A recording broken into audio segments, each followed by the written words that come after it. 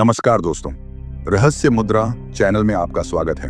आज हम आपको लेकर जा रहे हैं एक ऐसी रहस्यमय कथा के सफर पर। एक ऐसी नदी की कहानी जिसे देवताओं की नदी कहा गया, जिसे वेदों की जननी माना गया, लेकिन जो अचानक धरती से गायब हो गई। हाँ, आज हम बात कर रहे हैं सरस्वती नदी की, एक दिव्य, पवित्र और रहस्यमय प्रवाह की, जो हजारों साल पहले भारत की जीवन रेखा थी, पर आज मानचित्र पर कहीं दिखाई नहीं देती। कहा जाता है कि ऋग्वेद के 300 से भी अधिक मंत्र इस नदी की स्तुति में लिखे गए थे। सरस्वती को ज्ञान, कला, ऊर्जा और जीवन का स्रोत माना जाता था। उसके किनारों पर ऋषि मुनियों के आश्रम थे, यज्ञ होते थे, सभ्यताएं जन्म लेती थीं, और फिर मानो किसी दिव्य खेल की तरह यह नदी धीरे धीरे धरती से गायब हो गई। लेकिन क्या कोई इतना विशाल और शक्तिशाली नदी प्रवाह अचानक गुम हो सकता है? या इसके पीछे कोई महान प्राकृतिक घटना छिपी थी? या फिर यह किसी प्राचीन रहस्य का हिस्सा है जिसे आज तक दुनिया नहीं समझ पाई?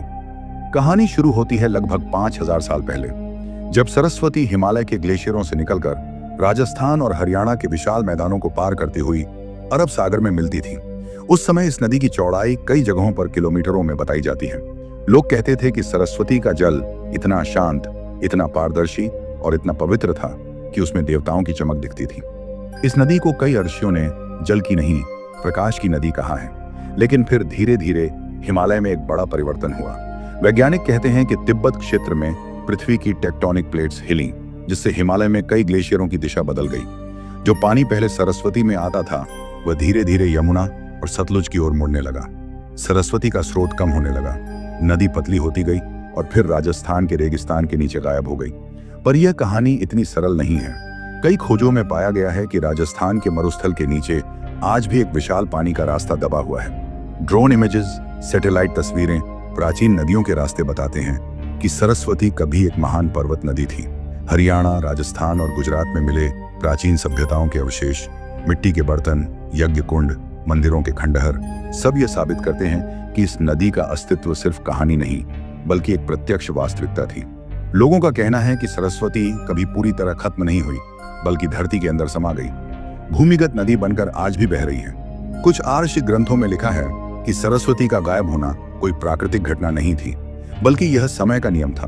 जब पृथ्वी पर अधर्म बढ़ता है तो दिव्य शक्तियां छिप जाती हैं। सरस्वती नदी का लोप होना भी वैसा ही एक संकेत था। कई विद्वान तो यह भी मानते हैं कि जब धरती पर फिर से धर्म और ज्ञान का युग शुरू होगा, सरस्वती फिर से प्रकट होगी।